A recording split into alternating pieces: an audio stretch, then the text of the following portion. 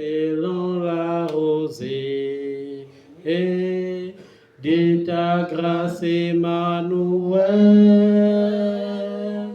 fraîche rosée, descendez sur nous tous, ô divines ondées, venez arroser nous, descends aux pluies abondantes, coule à flot dans notre cœur, donne à l'âme languissante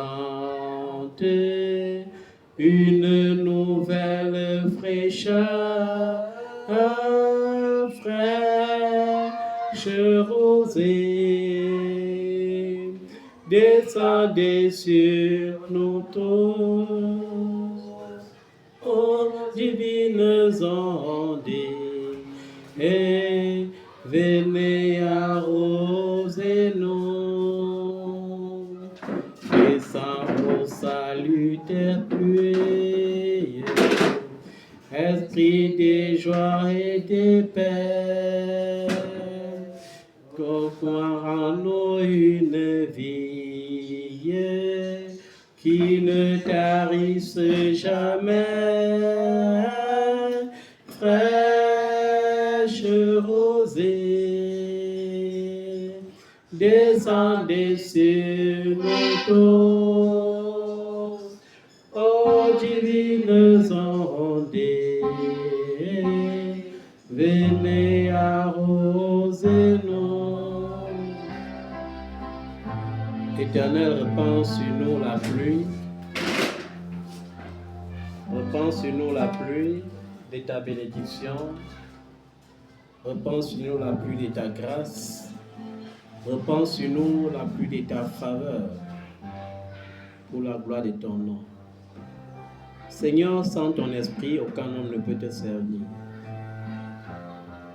Sans ton esprit, sans l'esprit de force, personne ne peut être fortifié. Seigneur, et quand nous voyons le psaume 13, nous comprenons, Seigneur, que les David ont vécu en exemple de ce que nous vivons aujourd'hui. C'est pourquoi, oh Dieu, je viens te supplier de te souvenir de la vie de quelqu'un ce soir au nom de Jésus. Seigneur, souviens-toi de la vie de quelqu'un ce soir et visite quelqu'un. Je viens rappeler à quelqu'un ce soir que la honte ne détermine pas la fin de ton histoire. Élisabeth était raillée par tous les gens de son pays, par tous les gens de sa ville, par tous les gens de sa maison. Et dans sa vieillesse, elle n'imaginait pas être la mère de Jean-Baptiste. C'est pourquoi je viens déclarer ce soir que la honte ne sera pas ta fin au nom de Jésus. De la même manière que les gens t'ont humilié, de la même manière, les gens vont adorer ton Dieu à cause de ses bénédictions dans ta vie. De la même manière, ils vont adorer le Seigneur parce que ton Dieu t'aura fait du bien. L'heure de la célébration s'est rapprochée. L'heure de la grâce s'est rapprochée. L'heure du miracle s'est rapprochée. Comme David le disait, Seigneur, dans le psaume 13. Ainsi, je veux le dire aussi encore ce soir. Jusqu'à quand, Éternel, nous oublieras-tu sans cesse? Jusqu'à quand nous cacheras-tu ta face? Jusqu'à quand aurons-nous des soucis dans notre âme? Chaque jour, des chagrins dans notre cœur. Jusqu'à quand nos ennemis s'élèveront-ils contre nous? Regarde, ô Dieu, réponds-nous, ô Éternel, notre Dieu. Donne à nos yeux la clarté, afin que nous ne nous endormons pas du sommeil de la mort, afin que nos ennemis ne disent pas qu'ils nous ont vaincus et que nos adversaires ne se réjouissent pas si nous tombons.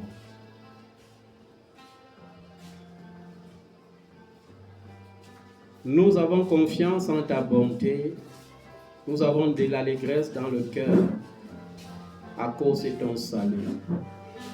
Nous chantons à l'Éternel car il nous a fait du bien. Je traverserai ce parvis avec joie dans mon cœur. Je traverserai ce parvis avec joie. Je dirai, voici le jour, le grand jour du Seigneur. Je chanterai car il m'a fait du bien. Il m'a fait du bien. Il m'a fait du bien. Je chanterai car il m'a fait du bien. Il m'a fait du bien. Il m'a fait du bien. Je chanterai car il m'a fait du bien. Il m'a élevé. Il m'a élevé. Je chanterai car il m'a élevé. Il m'a élevé. Il m'a élevé. Je chanterai car il m'a élevé. Alléluia. La Bible dit que notre Dieu, qui est riche en miséricorde, à cause du grand amour dont il nous a aimés, nous qui étions morts par nos offenses, nous a rendus à la vie avec Christ. Et il précise bien que c'est par grâce que nous sommes sauvés. Ce n'est pas parce que tu aimes le Seigneur que tu vas croire que tu l'as toujours aimé. Il t'a aimé le premier. Il t'a connu avant que tu ne naisses. Il a préparé ton salut avant que tu n'existes. Il nous a ressuscités ensemble et nous a fait asseoir ensemble dans les lieux célestes en Jésus-Christ, afin de montrer dans les siècles à venir l'infinie richesse de sa grâce par sa bonté envers nous en Jésus-Christ. Car c'est par la grâce que vous êtes sauvés, par le moyen de la foi. Et cela ne vient pas de vous, c'est le don de Dieu. Ce n'est point par les œuvres, afin que personne ne se glorifie. Car nous sommes son ouvrage, ayant été créé en Jésus-Christ, pour des bonnes œuvres que Dieu a préparées à l'avance, afin que nous les pratiquions. Amen. Et je veux que tu comprennes bien que lorsque Paul écrit ceci dans Éphésiens chapitre 2, à partir du verset 4, c'est parce qu'il veut que nous comprenions la vérité fondée même de la crucifixion de Jésus. Jésus n'est pas seulement mort, il a été ressuscité.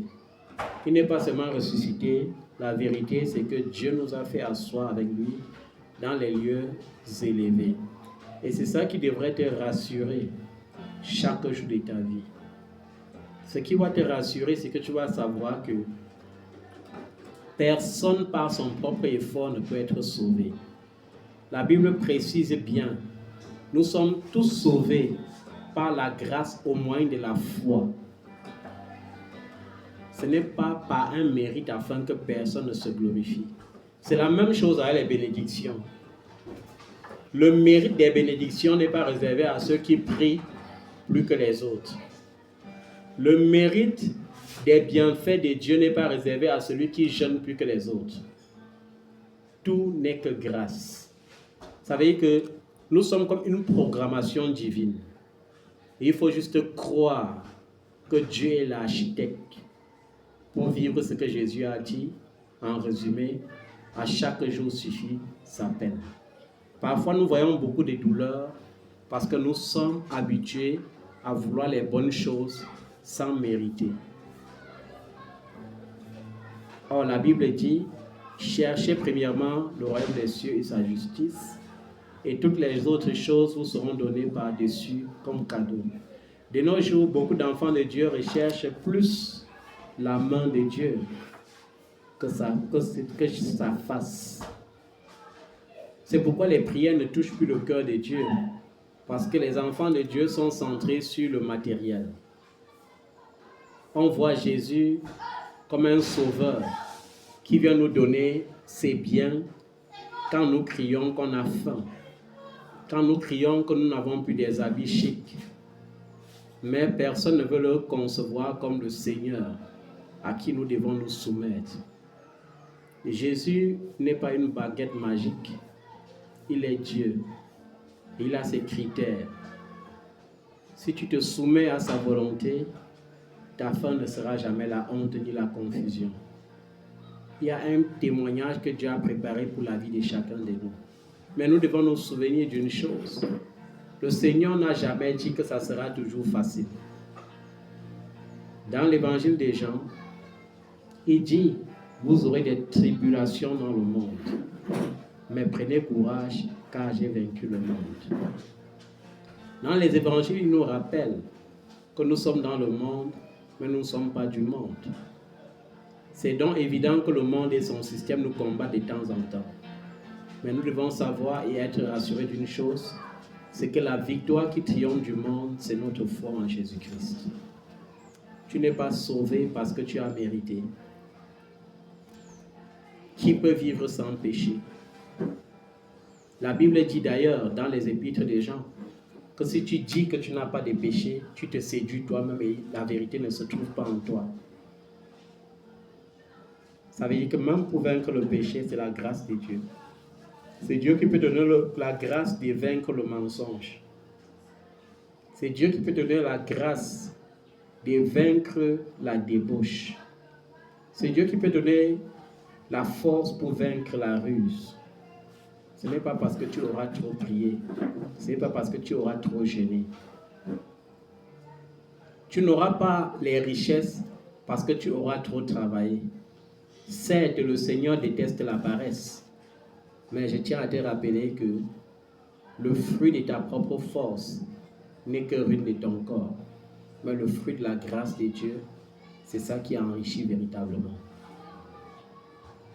Si tu appliques tes efforts à craindre l'Éternel, l'Éternel te rassasiera des jours, des bien-être et des richesses. Mais si tu appliques ton cœur à rechercher le matériel, il faut que tu saches que le matériel peut prendre aussi des ailes. Ne soyons pas stupides, comme dans la parabole de l'homme stupide, qui avait passé toute sa vie à garder son argent dans le grenier. Et un jour, lorsqu'il partait encore mettre une liasse, il s'était rendu compte que le grenier était plein. Et il s'est dit en lui-même, à partir d'aujourd'hui, je ne travaille plus. Je vais juste m'asseoir, manger, boire, fêter, parce que j'ai amassé la quantité qu'il fallait. Mais la Bible dit que le Seigneur lui avait répondu, « Insensé, ce soir même, ton âme te sera redemandée. » Travaillons, mais servons le Seigneur. Travaillons, mais craignons le Seigneur, parce que c'est lui qui tient notre souffle. La Bible dit que l'homme debout n'est qu'un souffle. Il n'est que comme une vapeur qui paraît et puis disparaît. Ça vaut la peine de chercher la face de Dieu. Ça vaut la peine d'aimer celui qui nous a aimés le premier. Ça vaut la peine de ne plus s'inquiéter du lendemain, mais de confier le lendemain au Seigneur. Parfois, ce n'est pas facile lorsque les choses retardent. Parfois, lorsque tu pries pour un sujet, tu attends pendant 1 an, 2 ans, 3 ans, parfois 10 ans. Ce n'est pas facile. Mais ce que tu vas savoir, c'est que le temps de Dieu est le meilleur. Et Dieu finit toujours par se souvenir de chacun de nous. C'est dans la jeunesse d'Abraham, lorsqu'il avait encore sa vigueur, que Dieu lui avait promis l'enfant de la promesse. Mais le calendrier de Dieu avait prévu que ce n'est qu'à 100 ans qu'Abraham allait arrêter le fils de la promesse en main. Nous ne devons pas limiter Dieu. Nous devons juste croire. Parce que le salut même vient de la foi. La foi est l'essence qui alimente tout ce que nous attendons de Dieu. Si tu veux la richesse, commence par croire que Dieu t'a béni. Si tu veux le mariage, commence par croire que Dieu t'a béni. Et croire, c'est juste se connecter à la vérité qui découle de la parole de Dieu. Dieu ne m'a pas créé au hasard. Il m'a créé avec un but bien défini. Lorsqu'il crée Adam, il donne le pouvoir à Adam de donner les noms à tout ce qu'il crée après Adam. Lorsqu'il crée Ève, Adam dit « Je ne suis plus désormais seul ». Alors peu importe la nostalgie ou la solitude qui dérange ta vie, il faut que tu saches que l'Éternel ne t'a jamais créé pour que tu sois seul. Parfois, on peut être même dans un foyer, être nostalgique et se sentir seul. Parfois, on peut être dans une grande famille et se sentir seul. Mais je veux que tu comprennes une chose. Le rejet des hommes ne sera jamais le rejet de Dieu. Dieu est tellement amour et sa présence nous comble des bienfaits. Alors, peu importe ce qui se passe dans ta vie, trouve refuge dans la présence de Dieu. Trouve refuge dans la présence de Dieu. Connecte-toi toujours à sa parole et ne cesse de confesser sa parole dans ta vie. Je veux te rappeler que lorsque David écrivait le psaume 13 et qu'il disait « Jusqu'à quand, Seigneur, m'oublieras-tu » il écrivait étant dans le désert en chute devant ses ennemis. Mais la finalité de David n'a pas été toujours de vivre dans le désert. Dieu l'a ôté du désert et l'a couronné roi sur Israël comme il lui avait promis. Alors, peu importe les promesses, peu importe le temps des attentes, je veux que tu crois en la fidélité de Dieu. Je veux que tu saches que le temps de Dieu est le meilleur. Peut-être tout ce que tu attendais depuis 5 ans, 6 ans, 7 ans, voire même 10 ans, peut-être selon le calendrier de Dieu, ça c'est ton année, mais tout commence par la foi. Tout commence par croire, parce que tu deviens ce que tu crois. Seigneur, je crois que 2026, c'est mon année de restauration. Je crois que 2026, c'est mon année de repos. Je crois que 2026, c'est l'année où je serai en parfaite santé. Je crois qu'en 2026, c'est l'année où j'aurai mes promotions. Je crois qu'en 2026, les portes inattendues vont s'ouvrir. Je crois qu'en 2026, les aides de destinée vont affluer dans ma vie. Je crois qu'en 2026, le Seigneur soldera toutes mes dettes. Tout commence par la foi. Est-ce que je crois en ce que je confesse? Ou bien est-ce que je fais une récitation? Je veux rappeler à quelqu'un que la prière n'est pas une récitation. La prière est une connexion à Dieu, une connexion divine, un dialogue entre un enfant et son père. Lorsqu'un enfant a besoin des bonnes choses, il demande avec les plus bonnes manières à ses parents. Et lorsqu'un enfant demande avec les bonnes manières, même le parent le plus difficile finit par donner. C'est pourquoi Dieu dit lui-même, si donc méchant que vous êtes, vous savez donner des bonnes choses à vos enfants, combien de fois moi l'Éternel, votre Père, notre Père est un Dieu bon. Ne laisse personne te convaincre du contraire. Le Seigneur est un Dieu miséricordieux, c'est un Dieu compatissant. Je veux que tu comprennes une chose, le résumé de ta vie est centré sur le Jésus de la croix. Ce n'est pas centré sur une religion. Ce n'est pas centré sur des dogmes. Ce n'est pas centré sur de la poésie. Ce n'est pas centré sur une philosophie. C'est centré sur la source même de la vie. Jésus est la source. C'est pourquoi il peut dire, je suis la porte des brebis. C'est pourquoi il peut dire, je suis le chemin, la vérité et la vie. Il est le chemin. Le chemin qui mène au bonheur, c'est Jésus. Le chemin qui mène au bonheur, au repos, c'est Jésus. Le chemin qui donne la vie, c'est Jésus. Le seul chemin qui couronne des joies et des magnificences, c'est Jésus. Tu n'as pas besoin d'autre chose que de Jésus. Tout ce dont tu as besoin se trouve déjà en lui. Parce que la Bible dit qu'il est le principe de la création de Dieu. La Bible dit que toutes choses ont été créées en lui et pour lui. Toutes choses ont été créées par lui et pour lui. Que ce soit les choses visibles, que ce soit les choses invisibles, tout a été créé par lui et pour lui. Il est l'empreinte du Dieu vivant. Le principe de la création de Dieu, c'est Jésus. Et pourquoi est-ce qu'on dit que le principe de la création de Dieu, c'est lui? Parce que lui-même, il est Dieu. C'est pourquoi il te dit, moi et le Père, nous sommes un. En Jésus, il y a pleinement tout. La Bible dit, en lui, nous avons pleinement toutes choses. Nous avons en lui pleinement toutes choses. Je ne sais pas ce qui manque dans ta vie, mais je veux seulement que tu appelles Jésus avec foi. Et que tu dises à Jésus, comble le vide qu'il y a dans ma vie. Comble le vide qu'il y a dans mon cœur. Seigneur, pourvois mes besoins. Ce n'est pas en vain que tu as dit que je ne dois pas me soucier du lendemain. Mais parfois, Père, lorsque ça tarde, je ne suis qu'un humain. Je me trouve en train de faiblir. Je me trouve en train de pleurer. Je me trouve en train de désespérer comme quelqu'un qui n'a pas de Dieu. Seigneur, ne laisse pas les païens se moquer de moi. Ne laisse pas, Seigneur, ceux qui ne te connaissent pas, dire où est son Dieu. Car en toi, j'ai mis toute mon espérance. En toi, Seigneur, j'ai mis toute ma foi. En toi, je mets toute ma confiance. Une confiance absolue. Parce que je crois, Seigneur, que tu ne m'abandonneras pas. Je crois que tu ne me délaisseras pas.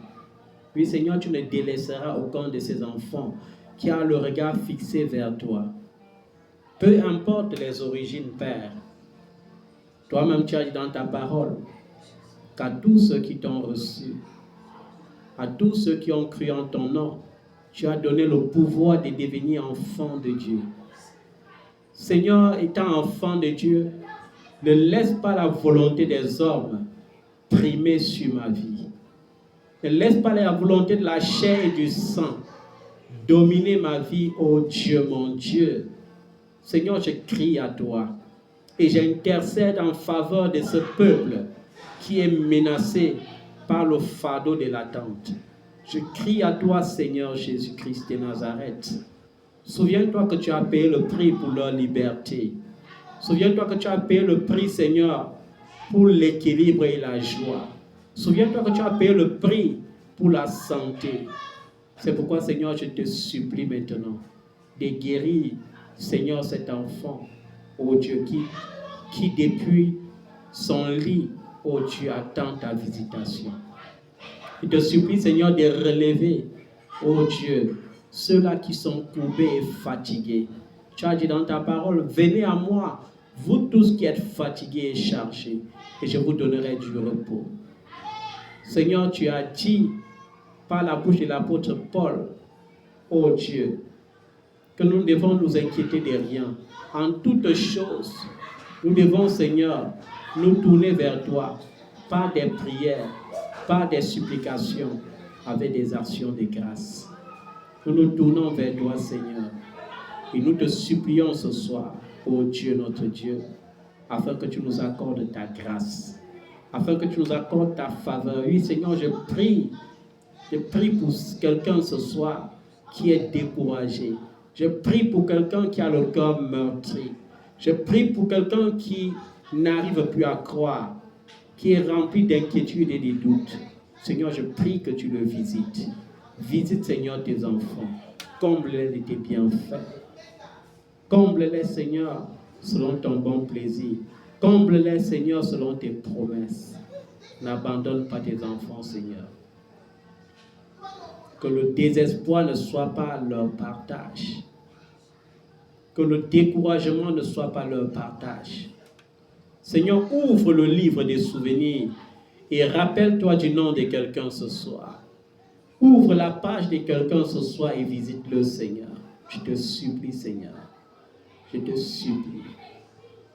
Tu as dit par les prières et par les supplications. Seigneur, je te prie et je te supplie. Tu as dit avec les actions de grâce. Je te prie avec un cœur reconnaissant. Un cœur qui reconnaît que tu es bon. Un cœur qui reconnaît que tu exauces. Un cœur qui reconnaît que tu bénis. Seigneur, c'est avec un cœur reconnaissant que j'invoque ton Saint-Nom en faveur de ton peuple ce soir. En faveur d'une famille, ô Dieu, qui est en pleurs. En faveur d'une famille qui est désespérée. En faveur d'une famille qui dit, quand est-ce qu'il y aura un changement dans notre famille? Seigneur, je te supplie, visite ton peuple. Visite, Seigneur, ce frère qui est en quête de travail. Visite cette sœur qui est en quête, Seigneur, des portes ouvertes. Visite, Seigneur, ces enfants qui attendent les papiers. Visite ces enfants qui attendent le visa. Visite ces enfants qui attendent de voir un dossier aboutir. Oui, Seigneur, visite ton peuple. Visite, Seigneur, et n'oublie pas, Seigneur, ton serviteur. N'oublie pas ton serviteur, Seigneur. Tu as dit, je vous ai donné gratuitement. Donné gratuitement. Ô Père, j'ai obéi, Seigneur, à cette voix. J'ai obéi, Seigneur, à tes ordonnances. Je n'ai pas exigé, Seigneur, du pauvre. Je n'ai pas exigé de l'indigent. Je n'ai même pas exigé du riche. C'est pourquoi, Seigneur, ma prière doit être efficace ce soir. Car il est écrit que la prière fervente du juste a une grande efficacité. Je ne suis pas juste parce que je suis sans péché. Mais je suis juste, Seigneur, parce que je crois que tu m'as justifié. Et parce que tu m'as justifié, je crois que je suis saint par ta grâce. Parce que tu m'as sanctifié par le sang de Jésus. Parce que tu m'as lavé, purifié par le sang de Jésus. Parce que tu m'as sanctifié par ton esprit. Je crois, Seigneur, et je proclame ta sainteté dans ma vie. Que cette sainteté rende ma prière efficace ce soir. Au nom de Jésus de Nazareth.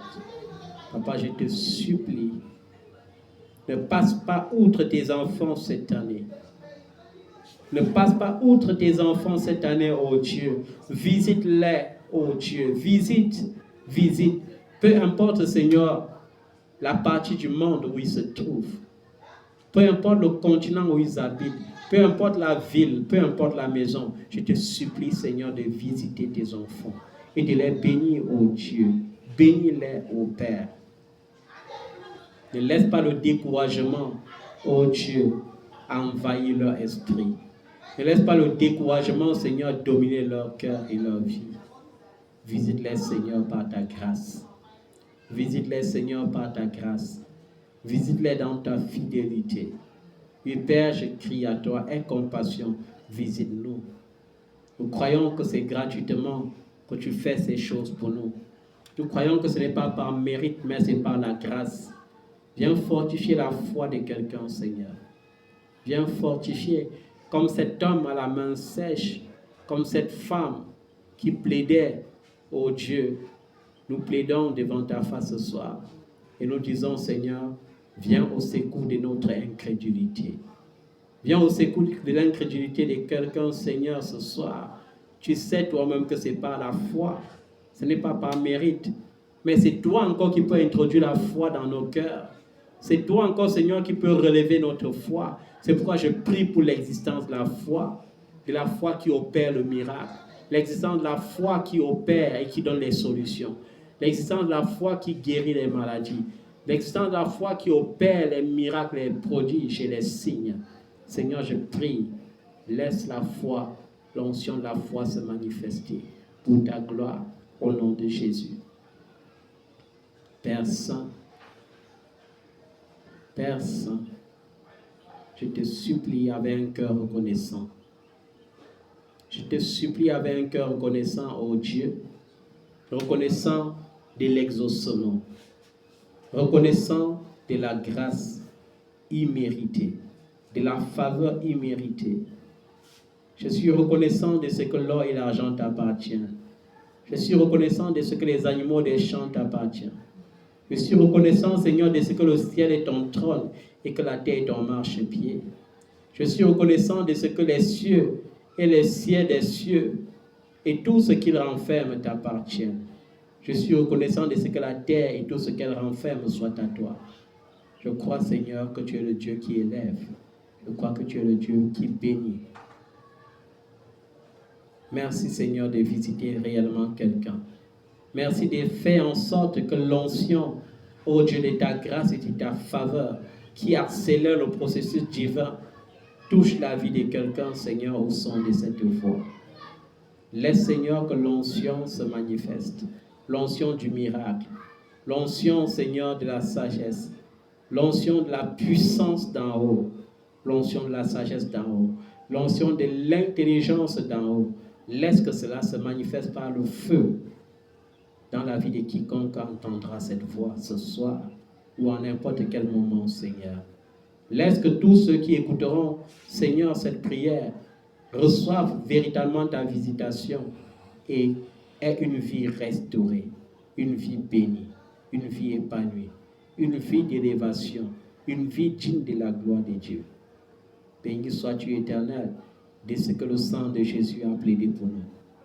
Béni sois-tu, Seigneur, de ce que tu sois riche en miséricorde, à cause de ton amour dont tu nous as aimés. Béni sois-tu, Seigneur, toi qui nous as donné la vie, à nous qui étions morts par nos offenses. Merci, parce que par ta grâce, nous sommes sauvés. Merci, Seigneur, de nous avoir ressuscités ensemble avec Jésus et de nous avoir fait asseoir ensemble avec lui dans les lieux célestes. Seigneur, merci. Merci, Papa. Merci parce que tu nous as réservé pour montrer dans les siècles à venir l'infinie richesse de ta grâce par ta bonté envers nous en Jésus-Christ. Merci, Seigneur. Que ton nom soit loué, que ton nom soit élevé, que ton nom soit béni. Merci, Père, parce que chaque fois que la chair se montre fort, se montre faible, l'esprit reste bien disposé. Merci, Seigneur. Merci d'avoir assuré nos lendemains. Merci d'avoir disposé des hommes et des femmes en notre faveur. Merci d'avoir dépouillé les nations de leur richesse pour accorder à tes enfants bien-aimés. Que ton nom soit béni, que ton nom soit loué. Merci d'avoir soldé la dette. Que ton nom soit élevé, Seigneur, maintenant et à perpétuité. Au nom souverain de Jésus-Christ. Amen. Que Dieu vous bénisse.